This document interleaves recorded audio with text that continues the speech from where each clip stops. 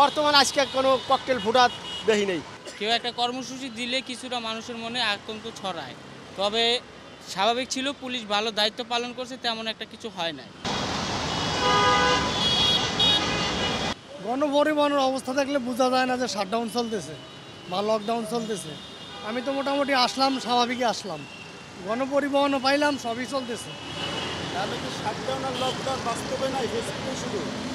আমি যেতটুকু এরিয়ায় ঘুরছি এতটুকু বাস্তবে নাই, কারণ পুরো ঢাকা সিটি তার আমি ঘুরি না, পুরো ঢাকা সিটি সম্পর্কে আমার আইডিয়া নাই আর কি। আর যা আছে অনলাইনেই দেখি আর কি, শাটডাউন লকডাউন কিছু পুরান ভিডিও দেখি, এই আর কি। শাটডাউন যেদিন কর্মসূচি দিছে ওদিন একটু রাস্তাঘাট মোটামুটি ফাঁকা ছিল, তবে এখন আবার পুরোপুরি ভরাট, মানে এখন সচল, কোনো অসুবিধা নেই। হ্যাঁ, এটা তো অবশ্যই আছে।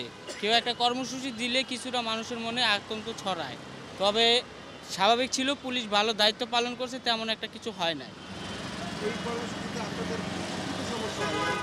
হ্যাঁ, অবশ্যই যাত্রী ওঠানামা করতে একটু ঝামেলা হয়, যাত্রী হয়তো পাওয়া যায় না, খুব কম আসে, আর লোক সংখ্যা একটু কম থাকে আর কি।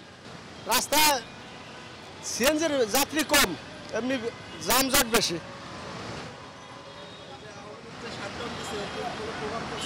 না, এর কোনো প্রভাব নাই, কোনো মিছিল মিটিং নাই। না,